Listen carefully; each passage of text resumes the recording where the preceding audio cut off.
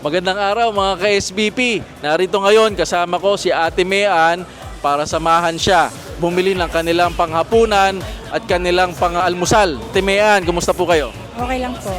Ano ba ang inyong weekly budget sa inyong pamilya? Weekly po mga nasa 3 to 4K po. 3 to 4,000 kada linggo. Ilan po ba kayo sa pamilya kung matanong ko? 6 po. 6. Ano po ang plano nyong ihain at bilihin para sa inyong hapunan at inyong pangumagahan bukas? Mamaya pong hapunan adobong manok po, plus almusal, daing po na bangus.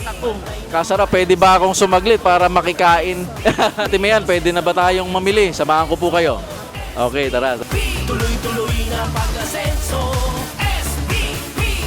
Boneless ba yan, Ate Mean? Boneless? Opo, boneless. Boneless. Yan ang inyong idadaing. Opo. Magkanong kilo, ate? 200. Thank you, ate. God bless you.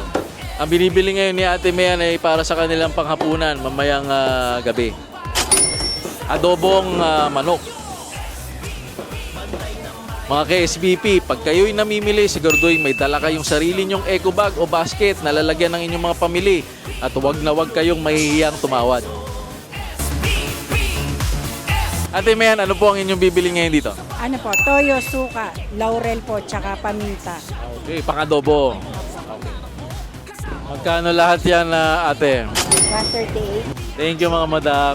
So, mga ka-SBP, tapos na po mamili si Ate Mean. Tatanungin natin siya kung approve sa kanya ang presyo ng mga kanyang napamili. Kumusta Ate Mean?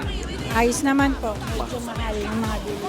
Medyo mahal ang mga bilihin. So, yung pabong napamili nyo, kasya sa buong pamilya. Siya naman po. Saktong-sakto, may sobrang konti. Para sa akin.